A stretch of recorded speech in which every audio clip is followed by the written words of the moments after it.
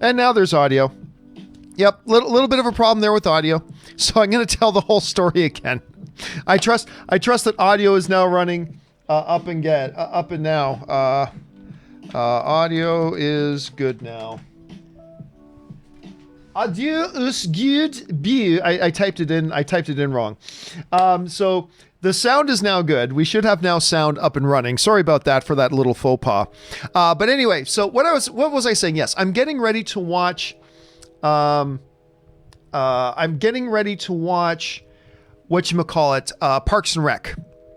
I'm getting ready to watch Parks and Rec a little bit later tonight, but I thought I would play a little bit of poker. Now, let me recap again. So, a couple of nights ago, I bought in for 190 and I ended off the night with about 590 to 600 million. So, good night. Then 2 nights ago, I played again and I bought in for 190 again. As you can see, I bought in for 190 here tonight. And I ended the evening at over $1 billion, buying in for 190 million. Now, this is obviously not real money. This is, WSOP, the app that keeps track of what your winnings are and everything. So that was a great night for me. I'm not expecting to have the same kind of great night, but if I can just finish up, then it'll be a good thing. So I'm bought in for 190, Queen 5. I'm not going to play this. So how are you guys doing tonight? Just hello to everybody who's in there, from Eric and Robert, R. Lee, Lindsay Platt, Discount Tools, everybody else who's in there. How you doing, guys? Good to have you all here.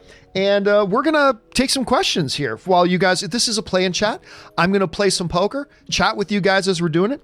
And we're going to start off with 24 Savage, who wrote in, worst film of 2020 so far, Bloodshot or Doolittle? I got to go Doolittle, man. I got to go Doolittle. Doolittle was awful. Like awful. And I knew it had the potential of being kind of bad.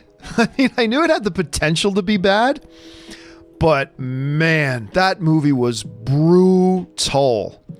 And sometimes you see a movie with a great actor and you say, yeah, the actor was good, but Robert Downey Jr. wasn't so good in it. He just played the same way all the time. And as he talked like this throughout the entire movie. And it was just awful. And I remember, who did I go see it with? I think I took Erin Cummings to go see it with me. And I'm so glad, because the way Robert Downey Jr. was talking in the movie was really bothering me. And then all of a sudden, and then we leave. I'm on the big blind. I might as well check. We come out, and then Aaron, that's the first thing Aaron said to me. She goes, was I the only one that the way he was talking was bothering me? I'm like, I was the exact same way. So yeah, I got to say, for me and my money, probably the worst movie of 2020 was probably Doolittle. Yeah, I mean, Bloodshot wasn't very good, but it had redeeming qualities. It had its moments where it was fairly enjoyable to watch. Again, not something I would go back and watch again, and it really wasn't all that good, but it wasn't all that bad either. So I didn't mind Bloodshot too much here. A7 on the small blind. Let's see if anybody raises. If nobody raises, I'll probably call for 1 million. And is anybody... No? Okay, so I'll get in on this action. Oh, now they raised it to 8. Dude raised it to 8. I'm not going to call 8 million. I'm out of position to that guy. 6 more million. Nope, I'm going to fold. That's all right. Say Livy. Yes, so worst movie of the year so far to me is probably Doolittle. I mean, if I think about it, 8-3, I'm not going to play that. If I think about it, maybe I think of something else, but off the top of my head, I'm going to go Doolittle. James Ward, this is probably meant for the John Campea Show, so I'll leave that till later. Julius was probably also for the John Campea Show. Arlen writes, thank you for being awesome. Are you planning any more Animal Crossing streams? They were surprisingly extremely relaxing to watch. You know what? Yeah, I will probably, for those of you who didn't know, I did a little bit of, I streamed me playing Animal Crossing a couple of nights. You know what? In position King 3, I just feel like playing a hand. I shouldn't play this hand. I really shouldn't. And I flopped the nut flush draw. I really shouldn't call this, but that other guy called too. So now there's 27 million in there. So I'll call. Oh, I can't. If this guy calls 25, I'll call, but okay, he's not calling. Nah, getting 4-1, but I'm only like a 6. No, I'm going to fold it. I shouldn't have even been in that hand. What the hell was I thinking? Okay, now I'm probably going to get into this hand too because there's a little gap connector, as long as there's not like a big raise. Okay, 2 million I'll call. And see what happens here. Pair, not much else. Bottom pair. Question is either of these guys, any of these guys have a jack? He probably does, so I'm going to fold that. So yeah, I will probably play a little bit more. I mean, it's not an exciting game, but it's a very relaxing game. And like when I play Animal Crossing, I actually don't have my own game. I'm playing Anne's game, and 610 I'm not going to play. And I just kind of do her grunt work. Like I go, I mine for stones and ore, I do the wood chopping, I check to see what the item of the day is. Like I do all the grunt work for Anne so Anne can do all the real work in the game. But it is oddly relaxing to play. And so, yeah, I will probably do another Animal Crossing game. And by the way, I should play it again just so you guys can see Anne's island. Like she's made her island to look like LA and Hollywood. She's done a great job with the island so far. So yes, I will probably do that again at some point. Let's see here. 5-3. I'm not going to play that. Okay. Christy Myers writes, love the Parks and Rec special. What did you think? Well, you must be on the East Coast because they already played the Parks and Rec special on the East Coast. Here, it's not playing for another hour and a half. So I haven't watched it yet. I am very excited. I actually even put up on Twitter, I actually think I am more excited for the Parks and Rec reunion special than I am for the next MCU movie. I'm probably more excited right now for the Parks and Rec reunion special than I am for Black Widow. That's just how much I love Parks and Rec though. Okay, Ace, 9. All right, actually I'll put in a little raisy. Let's see what happens here. If I was playing live, I would not be raising with Ace 9. Like, no way. At least certainly not out of position. But let's see what happens here.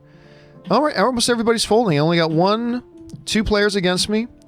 Terrible flop, but a 3 does give me a straight. So I'm going to continuation bet here. I'm going to guess, ooh, they called. I'm going to keep the pressure up. I'm thinking he's going to fold here. Yes, there we go. So there you go. See, being aggressive, you don't want to be stupid, but being aggressive can pay off. So a nice little hand for me. So to catch us up, I started with 190. I now have 191.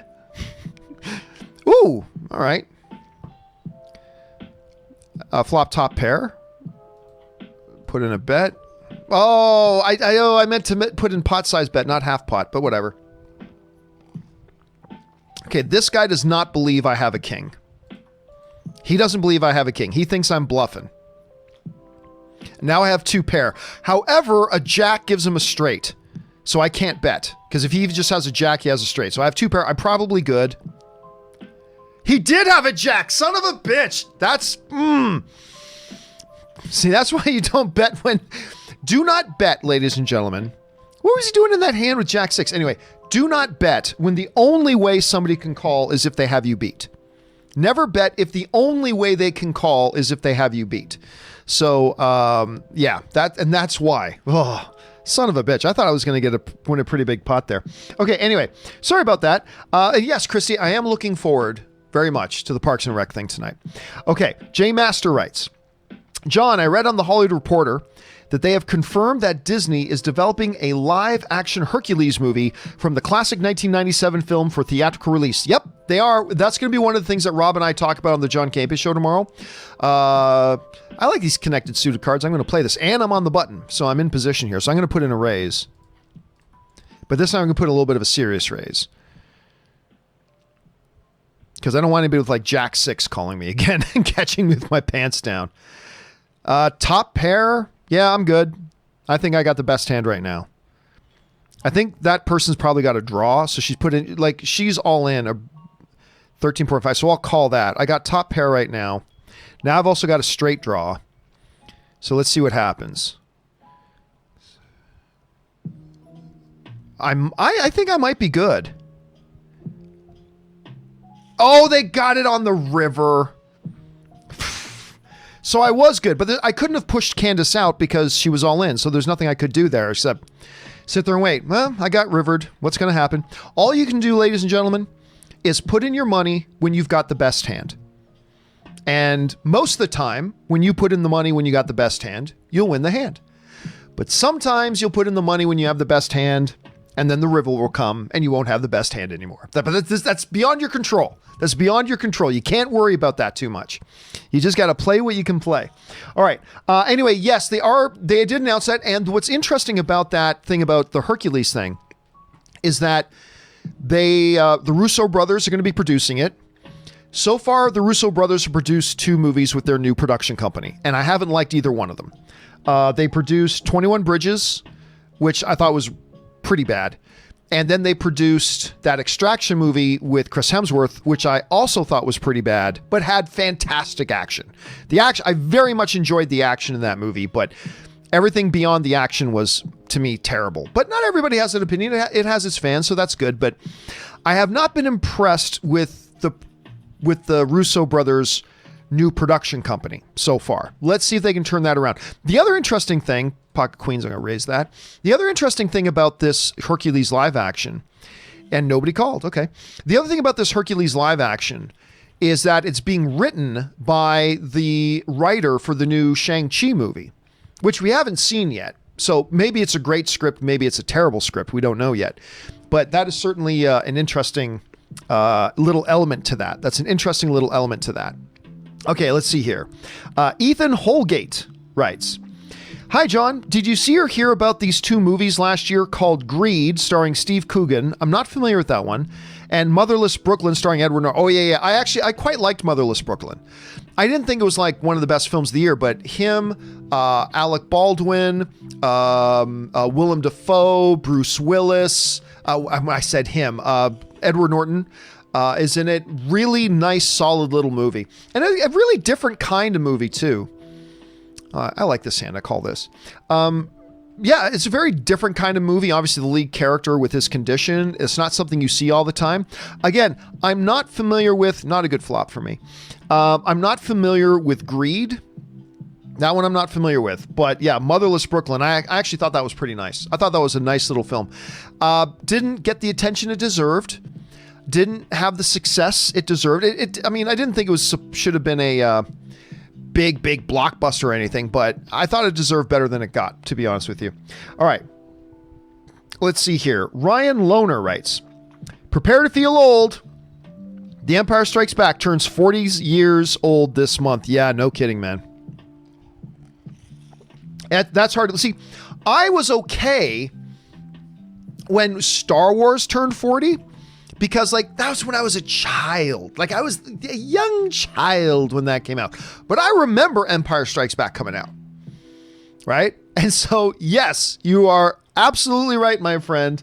Feeling old indeed. That movie turns 40 years old. 40. Oh my God. That is crazy. Like these movie anniversary things, particularly like movies that we completely love and like grew up with. Yeah, Ryan, that stings a bit. That stings a bit. Okay, it's a little pseudo-connected hand. I like these. Plus, I'm already big blind. So let's see if anybody raises.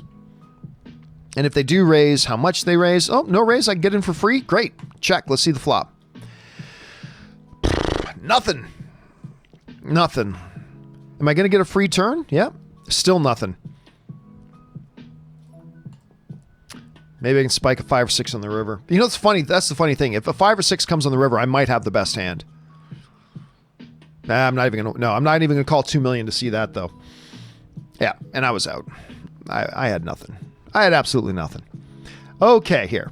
What's up next? This here. Cloud Wings writes, "Is there going to be a larger than normal discrepancy between movie tickets and concessions sold?" I'm not going to call 28. Is there going to be a larger than normal discrepancy between movie tickets and concessions sold once people start going back to the theaters due to lighter wallets? How do you think theaters can respond? No, I mean, will it be regular sales as normal at the concession stand? No, I'm guessing probably not, but I'm honestly not expecting a big discrepancy. I'm really not. I think people will go and, they'll have $8 to buy a thing of popcorn if they want. Because here's what I think. I think people who don't have, as a result of the situation we're in, people who don't have $8 to buy a thing of popcorn, they're probably not going to the movies that night anyway. You know what I mean?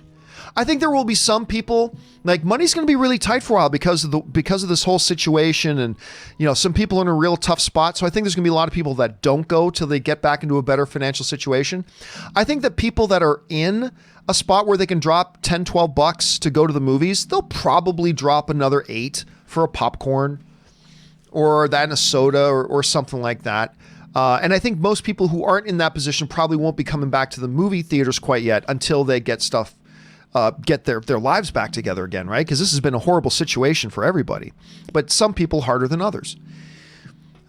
I also think, though, that movie theaters are going to do what they can to entice people back to the theaters. And if that means for a little bit they lower their prices even more to make it a little bit more tenable for people, then I think, what have they got? Pocket 9s versus Pocket 8s. Wow, you don't normally see like all in just on like with two sets of mid pairs. That's interesting. Okay, I'm not going to call King 5. So normal concession stands, probably not normal, but do I think a massive discrepancy? I actually don't think so. And it's also going to be a lot dependent on how much do people come back. By the way, one of our main topics on the John Campea Show tomorrow that somebody wrote in about was Robert and I are going to be talking about what we think are the 5 most important things that movie theaters need to do first when they reopen. And I think we're going to get into that a little bit. I think it's going to be really interesting on the John Campea Show tomorrow. So that's one of the big things. So no, I don't think there's going to be that big of a discrepancy, Cloud. I don't think there's going to be that big of a discrepancy. But we'll find out. Okay, where I'm at, I'm pretty out of position. I'll fold that. Okay, thanks for writing that in, man. All right, Donaldo Martinez writes in. Do theaters need permission from movie studios to release older films? Absolutely they do. Yeah. Those older films still belong to somebody, right? It doesn't matter, Indiana Jones is so old, doesn't matter. That still belongs to the distributor. That still belongs to the studio, right? And if you want to put on a public exhibition of a movie, you've got to get the permission of the people who own the movie, right? You got to get permission, and you got to make some kind of contract, some kind of lease agreement, some kind of exhibition agreement with them. Now, here's what I think, though. Oh, this is an interesting. So I got an up and down straight draw, but I have no spades, and there's 3. Let me see what happens here.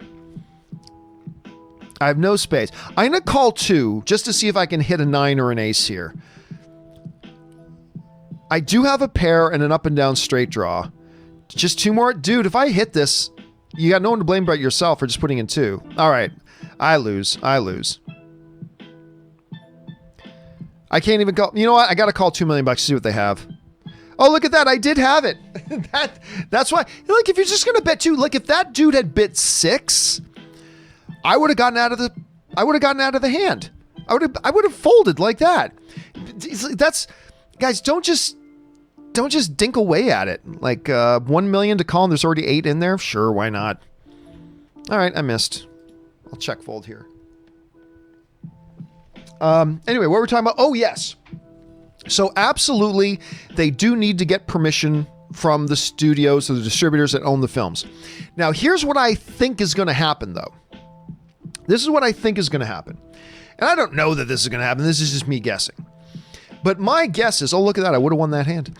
My guess is, little pocket 4. I like these little pocket pairs because they're so tricky.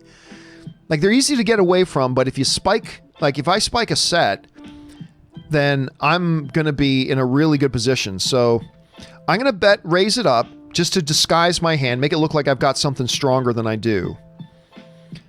Oh, this guy just went all in 34. So he's probably got like king, queen, ace, queen, something like that. So I'm technically ahead if that's true. So I'll call and hope he's just got 2 overcards. Ace 5. Yeah, I knew he didn't have a big pair. Okay. Look at that. I'm up again. So I started off with 190. I'm now at 192.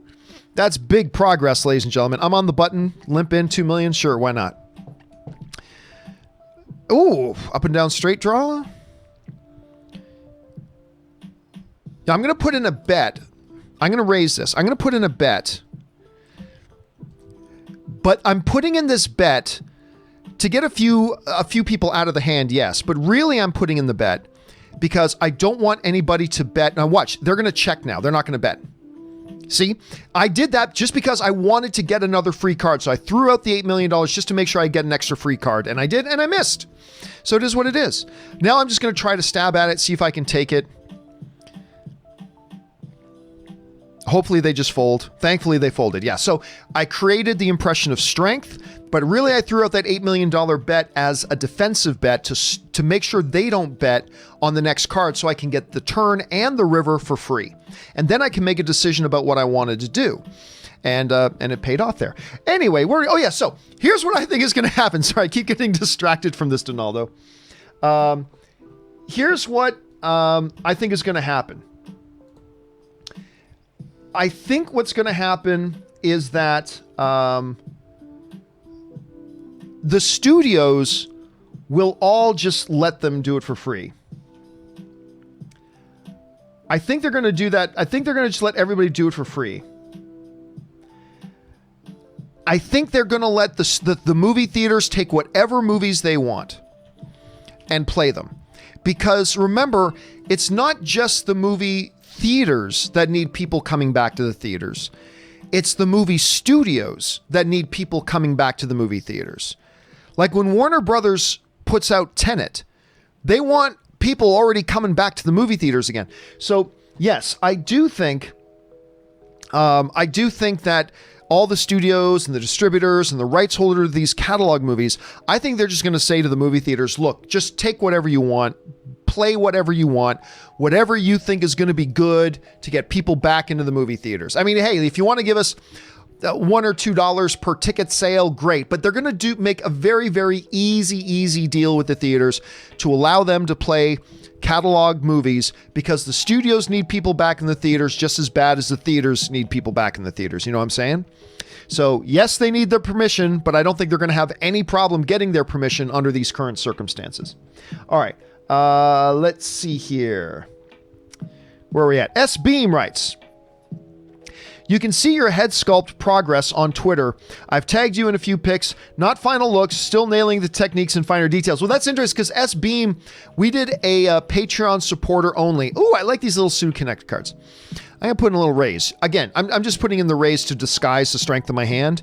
So if I can spike something, they won't think I have anything. Realistically, this is 9 times out of 10. So if I don't hit this, let's see, you know what? My 2 might be good here. I'm going to go aggressive. I think my 2 is good. I bet my 2 is the best hand. Yeah.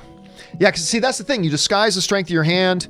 They thought, I mean, they weren't going to call $9 million with a 7 or a 2. I'm going to fold this. 2 out of position for that. Anyway, so I did a Patreon supporter only podcast a little bit earlier tonight, which I do with the Patreon supporters every once in a while. We do just Patreon only podcasts.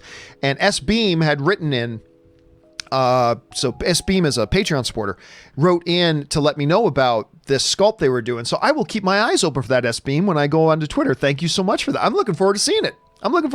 Thanks for that. But I addressed it more in the podcast, which you can go check out there. Okay, let's see here. Where are we at? We are at Eric DeRiggi. And Eric DeRiggi is writing, OMG, John, infinitely polar bear. Infinitely polar bear. How did we miss this? Harloff and Ellis even reviewed it. It's a must-watch as a brain tumor survivor living with impulse control. Hold on a second. I'm going to raise King Jack. I'm out of position. I got to be careful with King Jack. King Jack looks better than it actually is. A 9 gives me a straight, and I got 2 overcards, but I'm not going to continuation bet this. I probably should have, but I'm not going to. I'm happy to call $8 million. 2 overcards and a straight draw. I'll call 8. So now I got top pair. I'm going to check again. If they bet, I might raise. I'm not going to raise 32, but I'll call 32. And I'm just going to check my trip kings. Because for all I know, somebody's got pocket 7. So I want to be a little bit careful here. Oh, he had a better king. Oh, see, that's why King Jack is not as good as you think. Because dude had King Queen, even though I had and that's why I didn't bet on the river. I said, there's too many other cards out there. Again, guys, remember, only bet. Never bet. Never bet when the only way somebody can call you is if they have you beat. Right? Like there's 2 kings on the board. Any bet I make, the only way somebody can call that is if they have those 2 kings beat. If they don't have those 2 kings beat, then they're not going to call any bet you make. So there's no point in betting. And if they do call, it's because they've got you beat. Anyway, so just be very, very careful about that. Anyway, let me get back to this. Eric writes, it is a must-watch as a brain tumor survivor living with impulse control, emotional challenges, and cognitive issues. This film gave me hope that I'm a good father after all. I have never even heard of it. Infinitely Polar Bear. Oh, wait a minute. Wait. Oh, look at that. I would have had 3 threes. Let me look something up here. Infinitely Polar Bear. Because I think somebody on the show actually brought it up the other day. Is this the one that oh, this is the one with Mark Ruffalo. Okay, yeah, somebody did bring this up on the show the other day. That's right. It's the one with Mark Ruffalo and Zoe Saldana. Okay, yeah, somebody else brought this up on the show the other day. The synopsis reads like this. A father struggling with bipolar disorder tries to win back his wife by attempting to take full responsibility of their 2 young spirited daughters who don't make the overwhelming task any easier. Okay, so somebody else brought this up on the show the other day, and I remember saying, I've never even heard of this. And then I looked at it and went like, oh, that actually sounds really interesting. So that is what Eric is referring to. By the way, Eric, I just noticed that you made that a $50 super chat. Thank you so much, dude, for the support on that level. I appreciate that very, very much. But yeah, now I remember somebody bringing that up. I have, not only have I never seen it, up until the other day when somebody mentioned it on the show, I had never even heard of it. So this looks like a bit of a winner. This does look like a bit of a winner. So yeah, I'm excited for it. I'll have to check that out at some point.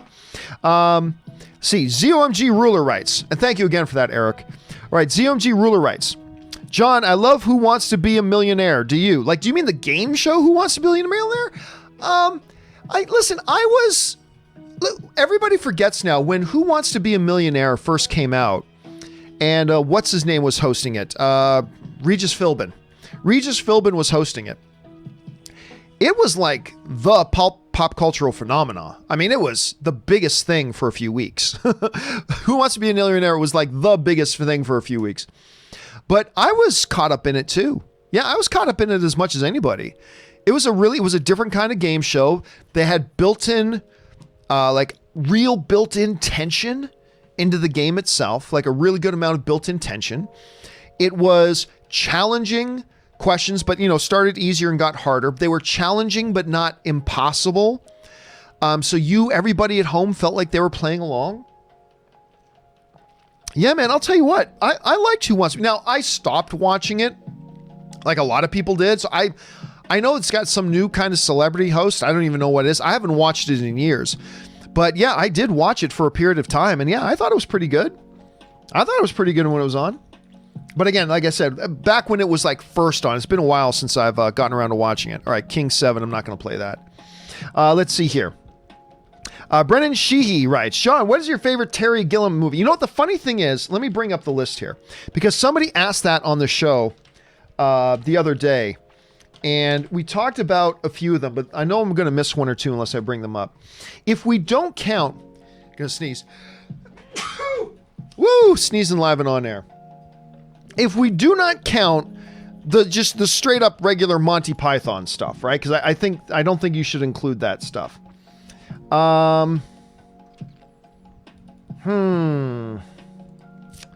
If we're gonna just go like with his movies that he is strictly, like, say, the director of, and not just any movie like, I'm gonna assume you mean like the movies he's directed, and not just appeared in or anything like that.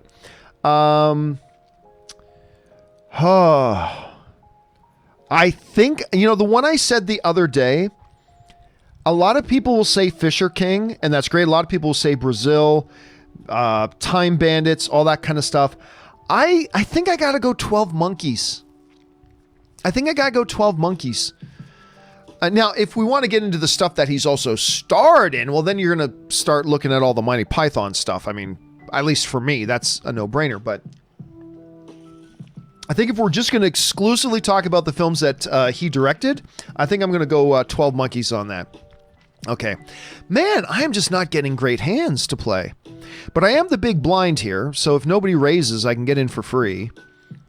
Somebody raised 8, and they're on the button, so I'm not going to call this. I'm going to fold that. Okay. Let's see here. Sean Anthony writes, hey, love the content and channel. Thank you so much, Sean. Keep it up from a kid from Ottawa. I like Ottawa very much. I used to actually have a cottage up by Big Rideau, which is not too far from Ottawa. But, well, actually on Little Rideau, there's Big Rideau Lake, Little Rideau Lake, and we had cottages up there, which was a lot of fun. You're such a great representation of Canada. Thank you so much. Cheers, mate. Stay safe with your family. Oh, thank you so much, Sean, very much. And by the way, Pocket Jacks, I'm not even bitter anymore against Ottawa for taking what should have been the Hamilton hockey team. Yes, the Ottawa Senators should have gone to Hamilton, but I'm not bitter about that anymore. I'm going to raise this with my Pocket Jacks. By the way, it's been scientifically proven, guys, there is no proper way to play jacks. Nobody has discovered the proper way to play jacks. And right now, there's a king out there. What do? I'm going to be aggressive. This dude's got a king. Oh, well, if he's got a king, he's got a king. Or he's got 2 clubs, but it's only 6 more million, so I got to call. Does he have the king? He did have the king. Son of a bitch. He got a flush anyway. King 7. What was he doing calling with King 7 on a raise that big? It happens, guys. It happens. Okay. Let's see here. Ooh, 12 million. You know, I'm going to call that raise because I am on the button. I've got position. It's a potential royal flush draw. Not that that ever happens. And if I don't spike it on the flop, I can get out of the hand. Let's see what happens here. Nah, that queen kills me. Oh, that dude's clearly got a queen, so I'm going to fold and get out of this hand. Let them have it. There you go. All right, let's see what happens now. 5 queen, I can fold that. Not as good of a night as I was having the other night, guys. Okay, so I started at 190. I'm currently down. I'm down to 128. So this is the first time in 3 nights of playing chat that I've actually been down. But I am... Look at that. I would have flopped 2 pair. It doesn't matter. You shouldn't play queen 5. Anyway... yeah, this is the first time in 3 nights of playing chats that I'm actually down, but I am down for the evening. I started at 190. I'm currently down to 128, so we're keeping record here. Yeah, the other night was an unbelievable rip. I mean, started at 190, finished with over $1 billion. It was kind of crazy. Okay, let's see here. 8 of spades, 6 of clubs. No, thank you. So anyway, Sean, thank you so much for the kind words, man. I really appreciate that, dude. All right, let's see what's up next here. Kurt writes... hey John, I'm a huge fan. I've been watching you since I was 12. Thanks for the inspiration for me to follow my dreams to be a critic. Good for you, man. I wondered if you heard some theaters in Texas are opening tomorrow. I'm going to the drive-in Saturday night. Yeah, I did hear. Well, first of all, like Georgia opened it up that they said that certain theaters, like that movie theaters, can reopen now. Now, that doesn't mean theaters are going to reopen. It's still up to them if they want to open or not. But the government in Georgia said they can open if they want. And I heard that the same thing is happening in Texas. But I know that like AMC and Regal, the 2 biggest theater chains in the world, are not going to be opening their theaters yet. Even if the state says they're allowed to, I don't think they're opening their theaters yet. But it is interesting that some theaters are going to be allowed to open. And it's going to be interesting to see how those movie theaters, whichever ones do choose to actually open up for business, to see the things they're going to do, which again makes it even more relevant that tomorrow on the John Campea Show, we're going to be talking about the 5 things movie theaters need to do as they reopen. So we're going to be talking about that, and hopefully, people like. And look, I'm not going to lie, I still think it's too soon right now to be reopening stuff. I do. A month from now, maybe. But right now, it just feels to me like it's a little too soon, man. I feel like, hey, look, the curve is flattening. We can ease up on restrictions. It's kind of like jumping out of an airplane pulling on your parachute and the parachute opens and it works. And you go, oh, look, the parachute has slowed my fall. I guess I can take the parachute off now. I don't know. It just doesn't seem like a good idea. And my fear is that lifting restrictions too soon is going to create new spikes and put us even further back. And that's what I'm nervous about. So I will be watching states like Georgia. Ooh, 10-3. All right, I should be good here. Hopefully somebody with a king thinks they're good. So this guy must have a king. Hopefully he doesn't have king ace. So I'm going to put them all in and see what he's got. I've got 2 pair right now. Yeah, he had a king. So, which is what I thought it was at. So yeah, I mean, I will watch it with, as Palpatine would say, with great interest. I will watch it with great interest. See what happens. Hopefully everything's good. You know, no new cases. I've got king, but it's a low kicker. And I got a flush draw, but it's only the 4. I don't think I can call this. No, I can't call this. I can't call that. Which begs the question, John, if a king flops and you can't call, why were you even in the hand in the first place? Because I was the small blind. I was a small blind. Anyway. Ooh, now this is a hand I like. 7-8 suited. I like playing these. So again, same as before, I'm going to put in a raise because I'm on the button. I'm in a position of strength right now. Disguise the strength of my hand for the moment. And if the flop is bad, then I can just get out of the hand. And the flop's not bad. So I'm just going to bet he does not have a jack. I think I'm good. I think I'm still good here. I mean, if he's got a jack, he's got a jack. Well, now I've got 2 pair. Oh, jeez. What's he got? 9-10? He might have had a set. He could have had pocket 4s. Jack 8, 9, 10. 2 pair and I couldn't call. 2 pair and I could not call. I should have pushed harder. But then again, if he flopped like a set of 4s or something, I would have been dead from the beginning. All right, ace, queen. That did not go well. That did not go well. Okay. Not a good flop for me right there. Still not a good flop. Not bad. I'm not going to bet, though. I'll just take the 27 million. If I win the hand, I win the hand. Yeah, I'll just take the 27 million. Okay, so to highlight, things have gotten worse. I bought in for 190. I'm currently sitting at 114. A far cry from the last night that I played where I bought in for 190 and ended with over $1 billion. But hey, it is what it is. It is what it is. Nobody raised. I don't know that anybody has ace, jack, ace, queen. I'm going to put in a little raise here just to block them from betting after the flop. After the turn, I mean. I just don't want them to bet after the turn. So watch what'll happen. Now, she's going to check. He's going to check. And I am going to check because I want to see free river.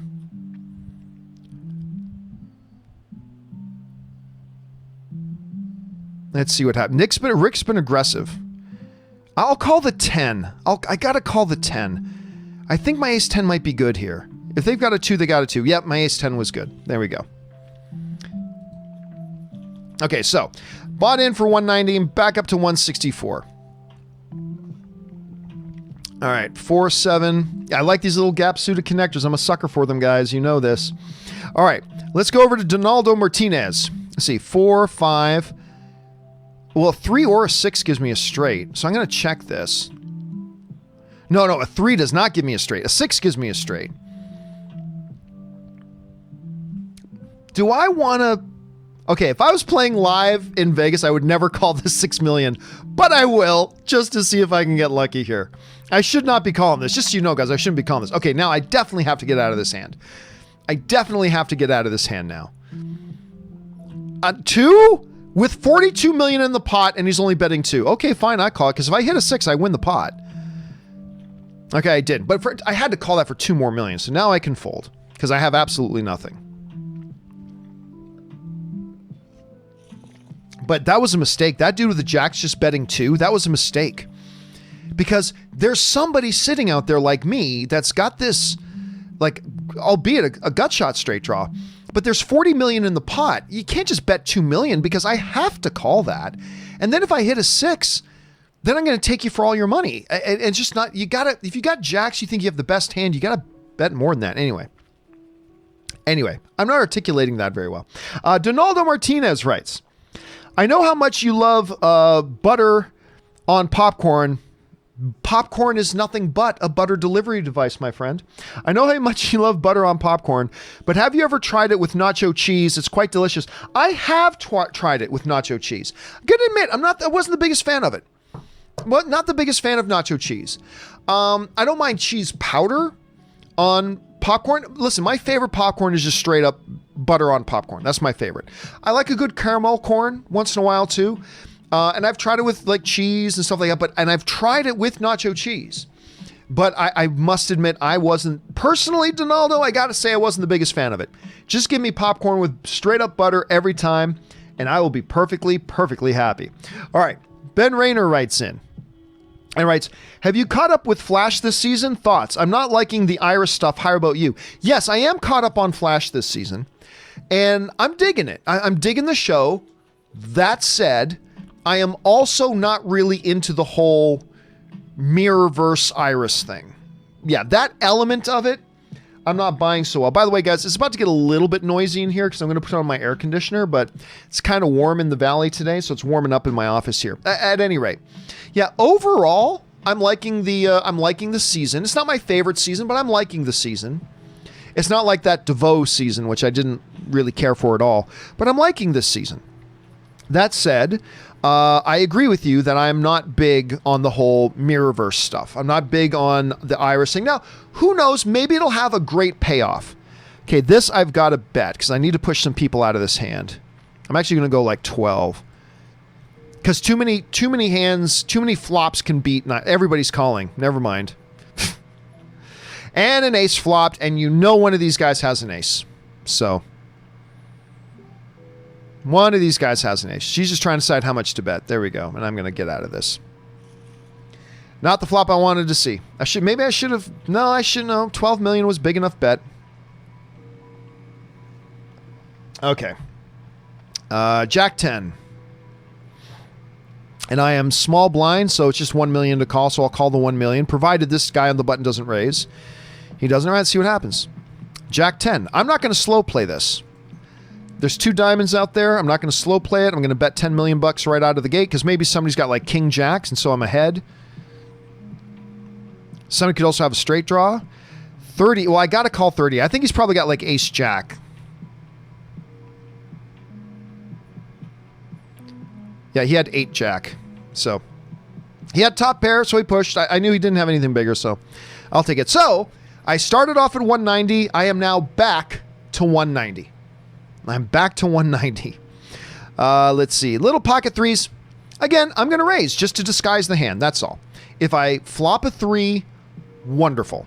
If I don't, perfectly fine. If I don't flop a 3, I can get out. And I did not flop a 3, so I'm getting out of this hand.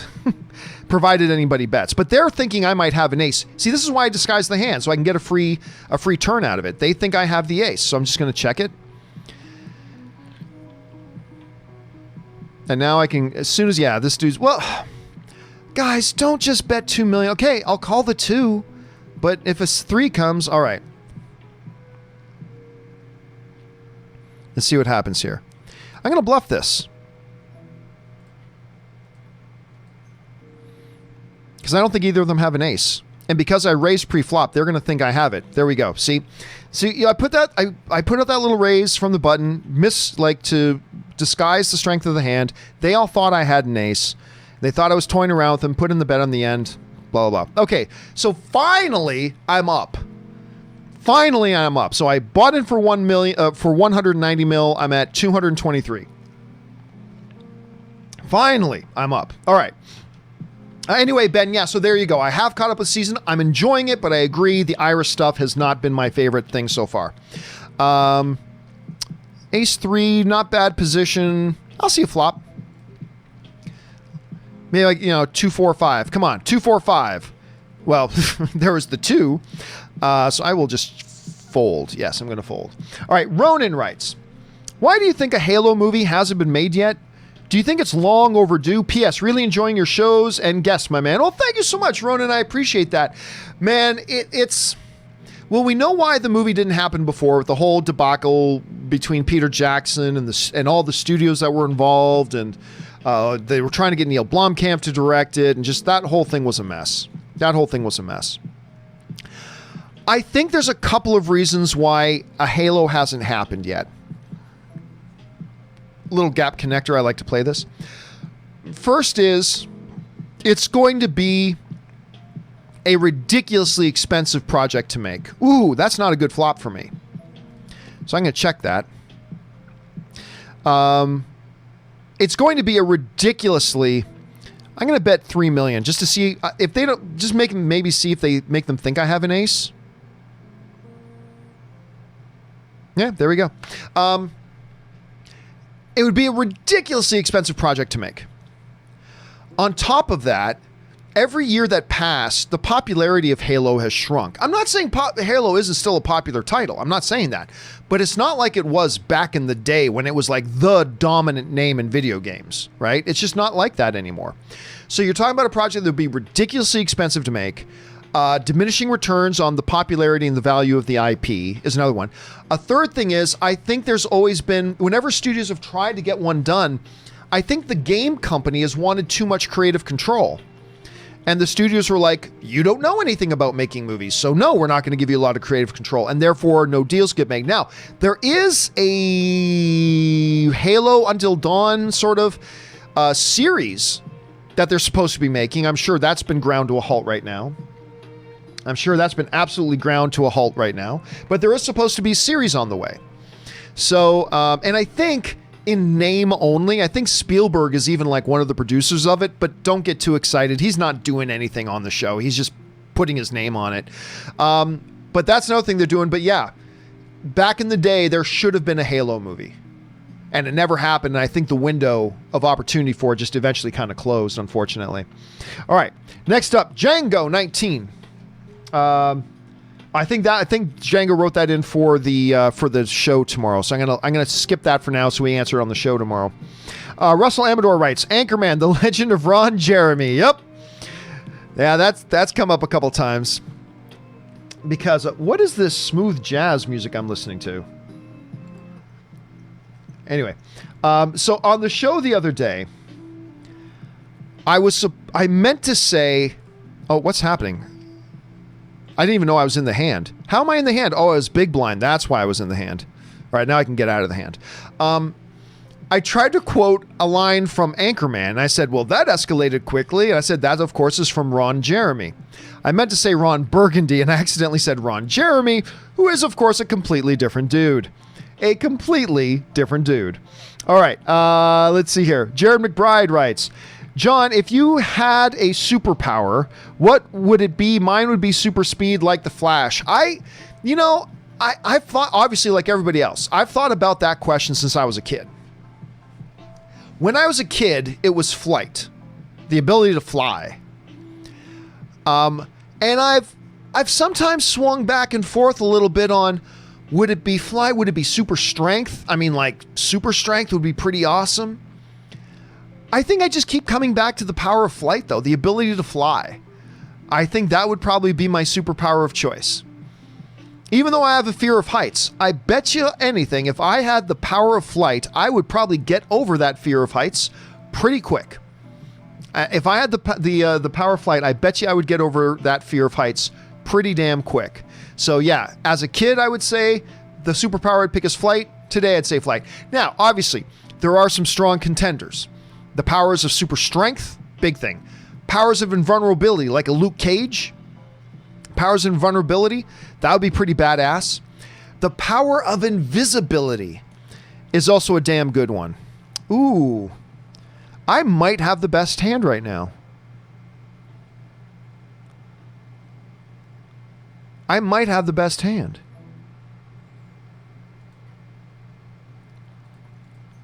Well, now I'm going to find out if somebody's got an ace. Because the only way someone's going to call is if they have the ace. So they have an ace. So I'm not gonna bet anymore. I'm gonna check.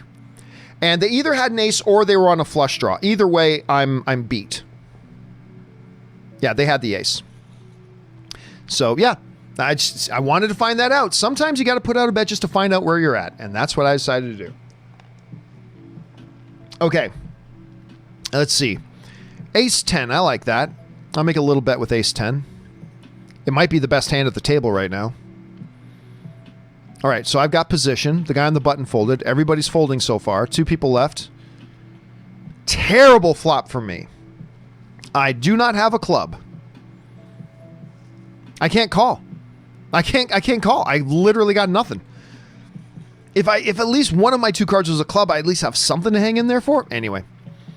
Okay, I'm going to fold king 5. But yes, so invisibility, super strength, and vulnerability. Yeah, but I keep coming back to flight, Jared. I keep coming back to flight.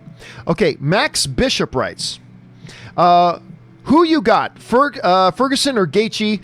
Feel like Gaethje is a live dog. Tony's going to have to mind his P's and Q's. I'm telling you what, I'm picking the upset. Listen, make no mistake, Tony Ferguson is a beast. He can't beat Khabib as much as he thinks he can. He cannot beat Khabib Nurmagomedov. He cannot beat Khabib. But he's a legit card-carrying animal. Tony Ferguson is an animal. But Gaethje, that dude is a little savage. Like, every time he fights, what overwhelms me about Gaethje is this dude is walking violence. Whenever I see one of his fights, what I'm always overwhelmed by is the sheer amount of violence he brings into a fight. He is dangerous. And that fight he had against Cowboy was, really, really highlighted that. And I actually thought he looked better against Cowboy than Ferguson did. Anyway, I'm going to go out and listen. The smart money is to say Tony Ferguson, but I'm telling you what, I'm calling the upset. I'm calling Gaethje. I think Gaethje wins this fight. I really do. Now, I'm not going to be shocked if Tony does, because like I said, Tony is a card-carrying savage, man. He is awesome. Tony Ferguson is incredible. So I am not going to fall out of my chair in pure shock and disbelief if he wins. But I'm telling you what, man. Dude. Gaethje? Yeah, Gaethje's a savage, man. So I'm going for the upset on that. I'm picking right now. I'm picking Gaethje. Gaethje for the win. Okay. Let's see here. What's next step? Arlen writes, I'm Batman, Ron Jeremy. I'm Batman, Ron Jeremy. I'm going to be hearing this for a long time. Just so everybody knows, don't be surprised if you hear a lot of Ron Jeremy comments, because people are not going to let that go. They're just simply, and I asked for it. When you make a blunder like I did and you say Ron Jeremy instead of Ron Burgundy, you're just kind of asking for it. You're just kind of asking for it. And I did. All right, let's see here. Larry J writes, John, if the movie industry shifts towards streamings, how do you think that will affect movie budgets, and will that be the demise of big blockbusters? Yes and yes. It will drastically reduce movie budgets, and it will be the end of blockbusters. It'll be the end of blockbusters.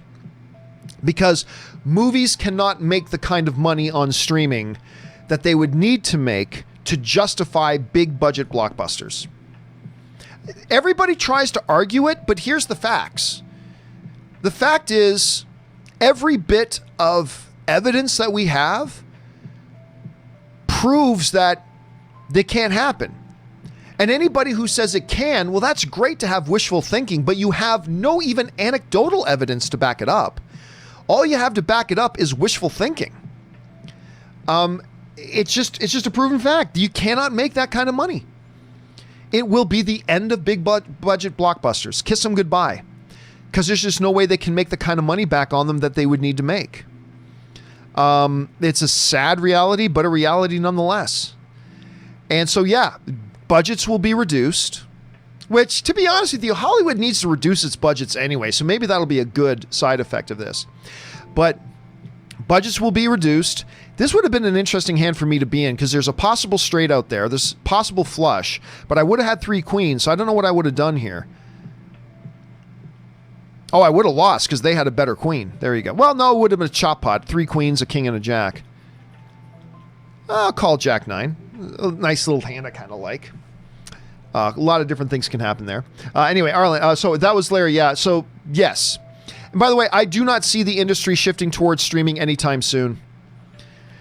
Like right now, everything that's going on right now is because of these crazy, unusual circumstances. Like as soon as everything's back to normal, the theaters will open back up. Everything's going to shift back to normal. So I don't see that shift happening anytime soon. I'm not saying it'll never happen, but I don't see that shift happening anytime soon. Okay, let's see here. Cloud Wings writes, John, you keep asking yourself, why is he calling with so-and-so? The answer is it's not real money poker. It's just how people play with nothing on the line. Well, yes and no. The thing is, I play in Vegas, and there are people who play like that. And I have found playing in World Series, particularly at the higher stakes tables, because remember, you're tracking your progress in the game. People who get to this level generally play with a little bit more. They're trying to win. They're trying to win. And so I find that here, and I find the amount of looseness. Is my ace good? Because I only got a 7 kicker. Let's find out. Again, this bet is to push anybody out who doesn't have it. Plus, somebody might be chasing a flush. I don't know.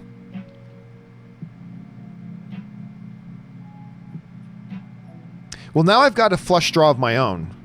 So I'm going to bet a pot. This is a big bet, but I want this guy out of the hand because I think... Well, now I've got 2 pair. I'm thinking I'm good. He could have a lot of hands that he might think he's good. There we go. Yeah, he you know what? He was good till I hit 2 pair. Anyway, now pocket queens. Okay, now things are heating up a bit here. Let's see what happens. I guarantee you right now, an ace is going to flop. Whenever I got queens or kings, ace always flops. So I got to raise here. I guarantee you an ace is going to flop. You watch. An ace is going to flop. And I'll be like, now what do I do? Oh, look at that. An ace didn't flop. Okay, this guy has got 32 million. I'm going to push him all in. I should be good. Yep. Oh, he flopped a straight draw too. I could see why he called that. Okay, so I bought in for 190. I am up to 332. Okay, so pretty good. And now I got kings. I've been getting crap cards all night, and all of a sudden now I'm getting some good cards here. All right. Let's see here. Hunter Trevorrow writes. Oh, actually, let me get to that once I raise up the pot here. And I'm on the button too. Oh, and everybody folded. All right, so I just win the pot. It's a little pot, but I'll take it. Pocket 6. This 3 hands in a row that I've been dealt pocket pairs. I'm not sure that has ever happened to me. Now I'm going to raise, and they're going to think I'm just BSing. They're totally just going to think I'm BSing. 3 hands in a row with pocket pairs. Okay, here we go. You know what? I bet I'm good. Pot size bet. He doesn't have a 4. Because he didn't have a 4. He's not going to call a 13 million bet with a 4 in his hand. So I knew I was probably pretty good there. Jack ace. That's man, poker's a weird game. I go all evening without a decent hand. Now everybody again is going to this is like the 4th hand in a row that I've raised pre-flop. They all think I'm just bullying the table now. They all just think I'm being a jackass. Now I need a king or an ace. I'm going to check this. Now I think I'm good.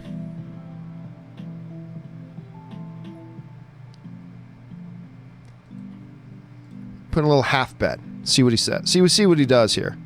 Oh, shit. The dude's got a 10, but now I got to call the extra 13. He's totally got a 10.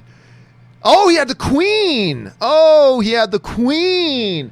Nicely done. That dude slow played me. He trapped me. Well done. He played that hand real well. Bravo, sir. Well done. But I'm still at 317, so I'm good. I really thought I got it there. The ace on the river killed me because it made me think I had the best hand. That's the thing. Those cooler rivers, man. Those cooler rivers. All right. Hunter Trevaro writes, I love The Crow. Jason Momoa is perfect, but I think a good director would be Tim Burton. What are your thoughts? Listen, I'm the wrong. And by the way, Hunter, thank you for super chatting $20, man. I appreciate that very much. Thank you, dude. Honestly, no, I don't think Tim Burton is the director for that. Tim Burton does the quirky little, like odd quirkiness kind of stuff. I honestly don't think Tim Burton could do a Crow movie the way Crow fans would want a Crow movie to be done. I don't think that's in Tim Burton's wheelhouse. I really don't. I don't think he's the right guy to do that. I think Tim Burton would want to take that and make it a Tim Burton movie. And I don't think Crow fans would be happy with that. So, and look, and I fully admit, I'm not the world's biggest Tim Burton fan. He certainly has a few movies I'm a big fan of, but I'm not a big Tim Burton fan. But when you look at Burton, oh, dude, that was a cooler of a hand. I think you look at the style Burton brings to just about every one of his movies. That's just his fingerprint, man. And I don't think that fingerprint is a suit or a match for a Crow. And listen, we've talked to a lot of Crow fans over the last couple of years because of all the reports about this person's directing Crow, this person's starring in Crow, now this person's directing Crow, now this person is. So we're hearing from a lot of Crow fans over the last number of years, and I think what's become really clear is that a Tim Burton kind of approach to Crow, gotta tell you, brother, I do not think they would have it. I do not think they would go for it at all. So I don't think that would work, to be honest with you. I really don't. By the way, Momoa's not going to be the Crow anymore. He walked off the project a while ago. So I thought he would have been pretty good too. But remember, Tom Hiddleston was on the Crow for a while, then he left. Luke Evans was on for the Crow for a while, then he left. And then the dude from Boardwalk Empire, who then starred in the Ben-Hur remake, was on to play it, and then he left. And then Momoa was on to do it, and then like 2 weeks before shooting started, there was big problems, and then they had to walk. So yeah, that is a project that is just cursed. That was a terrible flop for me. Terrible, terrible, terrible. Still terrible. You know, I might have the best hand. What happens if I put it like a little bet? What happens then? They all folded. Okay. Yeah, I mean, but it's the type of board that I didn't have any of it, but the chances were nobody had any of it. And ace high, ace jack might have been the best hand, and I think it turned out to be was. All right, I'm small blind. I'll call the 1 million. Small blind, why not? I'm not going to bet this. I'm going to play this a little bit slower, a little bit more conservative. I'm not calling 8 million. Not with second pair and a mediocre kicker. Ooh, that guy did call. Now, if a 7 comes down, I'm going to kick myself. This guy go all in with his 11? So, 7 jack? 7 jack? Why was he calling with 7 jack? Anyway, let's see here. And thank you again for that, Colin. Or Hunter, I should say. Not Colin Trevaro. Hunter. Preston Bell writes, on the subject of superpowers, my power of choice would be telekinesis. Ooh, good choice. Telekinesis, like Dr. Psycho in Harley Quinn. That is a damn good choice. Ooh, up and down straight draw. I need an 8 or a king. Hopefully not a heart. Again, I'm going to put out a little bet here just to block anybody else from making a bet so I can see a free turn and then a free river. Oh, this dude went in for 47. He's got a flush draw. Unfortunately, if I had anything, if I had a pair right here, I would call. But he's only on a draw too, but he might be ahead, so I had to fold that. Okay. Telekinesis, because with it you can move things with your mind and use it to fly. Well, that's true too. Theoretically speaking, you should be able to let yourself fly if you have telekinesis. Theoretically speaking. But that's the thing that always bothered me about Jedi. They have telekinesis. They can move things. Why don't they just fly? Like, why are Jedi worried about falling out of windows? They have telekinesis. If you can levitate a rock, you can levitate yourself, dude. Why is there a problem? That's always been an inconsistency in the Star Wars universe. Always been an inconsistency in the Star Wars universe. I'm telling you right now. It's always bothered me. Oh, I'm getting to get out of this. I'm just going to fold. But yes, telekinesis is a solid choice. Telekinesis is absolutely a solid choice. All right. Mighty Tank writes in, watch the new promo for Harley Quinn. It's hilarious and very meta. Okay, so if you're talking about, because I'm all caught up. I've watched the latest episode. So there's a new one should be coming out in a couple of days. I think a couple of days should be the next Harley Quinn. I don't watch the promos though for the upcoming episodes. Just, I won't watch the promos for the upcoming episodes. I'd rather just go into those episodes kind of clean. Oh, I thought I was calling 2. I did not mean to call 8. That was stupid. Pay attention, Campea. Pay attention. Yeah, now I got to fold. Fold. I usually don't watch the promos because I'm already sold on the show. I know I'm watching the show. I'm already into the show. And so I try not to watch the promo for the upcoming episodes because I want to experience it clean. They're only 22-minute episodes. They're only 22 minutes, so I'm good with that. Anyway. All right, guys, just another couple of hands here, and then I'm going to wrap it up because Parks and Rec is starting in about 20 minutes. I'm only playing a couple more hands. That's why I called the 4-3. And look at that. I got bottom pair, and I'm thinking I got the best hand. Oh, but they're betting 5. I'm going to fold. They might be on a flush draw, but just in case they got a 6 or a 10, I'm going to get out of there. What was I saying? Oh, yes. Parks and Rec tonight. You guys just don't know how much I loved that show. I really, really loved that show. Like, so much. And it broke my heart when the show went away. I mean, they had a good run. They ended it on a high note. I like seeing the 9.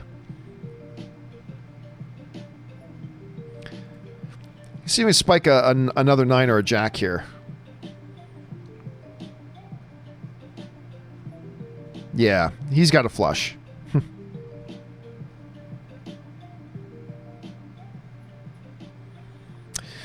Ooh, maybe they both have flushes. All in, all in.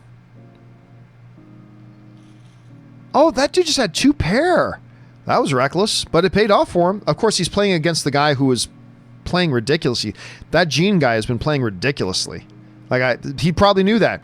He probably knew he didn't have to worry about the flush. This guy, Corrales, has been playing really, really good. Really, really good. Okay, Jared McBride writes, I wish Grant Gustin and Stephen Amell would have done one more crossover episode together, just them before Arrow went off the air. Oh, no, I agree. Honestly, the best crossovers, the best crossover was Crisis on Earth X. Crisis on Earth X was the best crossover that they did. But other than Crisis on Earth X, the best crossovers were the ones when it was just the two of them, man. When it was just Flash and Arrow. I loved those. Yes, Crisis on Earth X was the best one, but still, now I got a little flush draw, so I'm going to call this. And I missed it.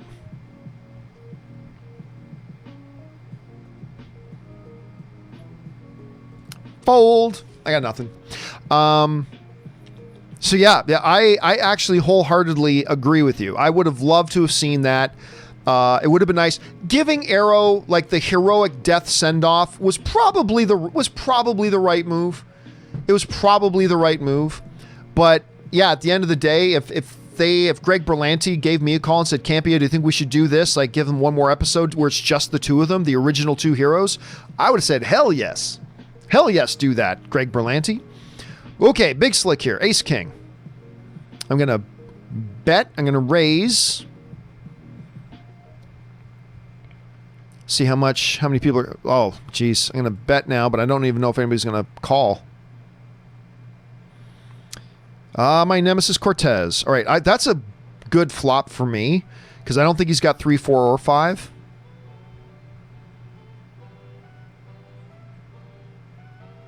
There we go. Yeah, so my ace king, that wasn't really a bluff. I really do think ace king was the best hand at that point. With that flop, I think that was the best hand. Okay, anyway, Quick Strike True writes, hey John, hope the night is going well. The night is going well, Quick Strike True. Thank you for asking. My power would be manipulation / understanding of the periodic table. Altering elements on a whim would be all you need. Most other powers could be mimicked. I mean, that's true, but that's a little bit of it here. I'm gonna suggest this, so Quick Strike. Here's what I'm gonna suggest. To me, trying to pick a power that then mimics other powers, that's a little bit of a cheat. That's like wishing for more wishes. So I'm gonna say that doesn't count. Like, for me, when you ask what superpower would you have, it's got to be one of the base elemental, no pun intended, one of the base elemental superpowers.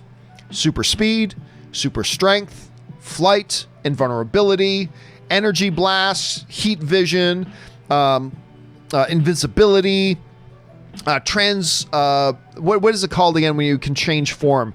Transmorgification? I can't remember the word. I think that was a Calvin and Hobbes term. Anyway, the transmorgifier. Anyway, so I think you got this thing of, I'm going to try to pick a power, this is obscure kind of weird one that I can use to mimic other powers. No. Cheating. That's cheating. Shame on you. That's cheating. You got to pick one of the base general ones. It reminds me of, I told this story a few weeks ago, but we used to play in this role-playing game group I was a part of.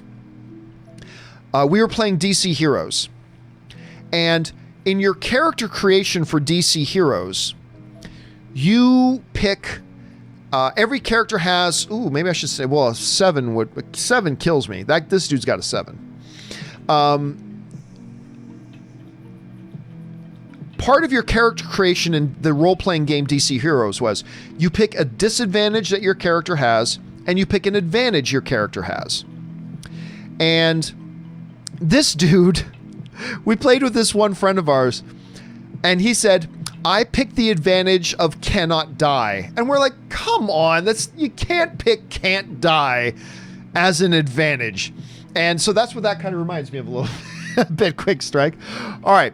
Last question of the night. Then my Parks and Rec is starting in 15 minutes, so I gotta end the evening here, guys, so I can go watch Parks and Rec. Diddle-a-da, diddle-a-da, diddle-a-da, diddle-a-da. I love that show way too much. I'll play one more hand after this one, so I can play the button. Clash with Spreeces writes, is better for consumer VOD and theaters. Well, here's the problem, though. It's free Ferraris is better for the consumer. Ferraris given out for free is better for the consumer. That's great, but Ferrari's going to go out of business. I mean, yeah, you're right. Free Ferraris is better for the consumers. The problem is Ferrari's going to go out of business. VOD and theaters might, for certain theater goers or moviegoers or movie fans, might be better for the consumer, sure, but it's going to put movie theaters out of business, and it's going to put a number of the studios out of business because they're not going to be able to make the movies. And then ultimately, we, as the consumers, are going to get lower quality movies. We're not going to get the number of big blockbusters that we enjoy loving and watching. Those aren't going to happen. The studios aren't going to make the money that they need to be able to make. So yes, I agree and concur that having movies out on VOD and at the theater, it's extra choice for the consumer.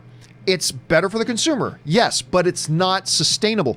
What that reminds me of is Movie Pass for $10 a month, get to see unlimited movies.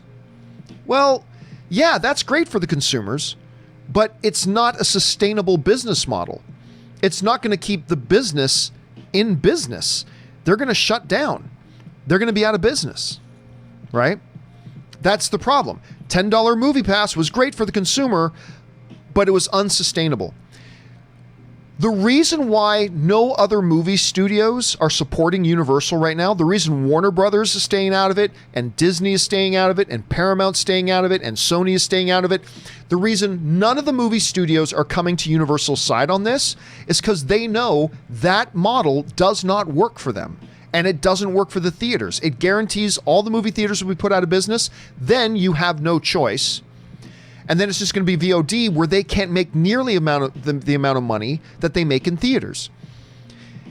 If the studios thought they could make as much money on VOD, that's what they'd be doing. But they know they can't. They know they can't make nearly as much money in VOD as they do in the theaters. And that's why Disney, Warner Brothers, Sony, Paramount, Lionsgate, all of the rest of them are like looking at Universal and what they're doing and going, stop, because it's bad for the business. So yes, like Movie Pass, $10 a month for unlimited movies, better for the consumer, but it's going to kill the industry and it won't work. And that ultimately is, that's ultimately the problem clash with that whole model. It's been proven that it can't work. So I don't know. Jacoby Bergeron writes, probably dumb question, but would Feige ever direct an MCU movie? He's not a director. Why would he direct a movie? He's not a director. So I'm going to guess no. Besides, if he tried to direct a movie, then he couldn't run the studio. Like, directing a movie is for 2 years of your life. Your entire life is wrapped up in that one project. That's it. You have no time for anything else. Your entire life is wrapped up in that project. He's supposed to be overseeing all of Marvel and all of the MCU. So he simply cannot, even if he wanted to, and he's not a director, but even if he wanted to, he couldn't do it. He would have to step down from his job first to direct it because he simply doesn't have the time. It's an all-consuming job. All right, guys, that will do it for me. I started the evening with, I bought in for 190 million. I am leaving with 298 million. So I'm leaving with 298 million. So overall, pretty good. I'm now up to 2.194 billion in chips. So that works for me. Okay, guys. Thank you so much for being here tonight and joining me as I played a little bit of poker. I am now going to go off and watch a little bit of Parks and Rec. So listen, guys. Thank you so much for being here. Thank you to everybody who sent in questions, because number one, you gave me great fun things to talk about as I'm sitting here playing poker, and I appreciate that so much. But number two, you supported the channel while you were doing it, and me and everybody else at the John Campea YouTube channel. Thank you guys for that. Don't forget, the John Campea Show returns tomorrow morning with me and Robert Meyer Burnett, talking about the first 5 things that movie theaters need to do when they reopen. I hope, and of course, we're going to talk about the new Space Jam thing. LeBron James just put out the image of Space Jam. We're going to talk about this new Hercules movie that the Russo brothers are going to be producing. Bunch of stuff on the docket. Make sure you guys come and join us tomorrow. That'll do it for me for now, guys. Thanks for being here. My name's John Campea. Until next time, my friends. Bye-bye.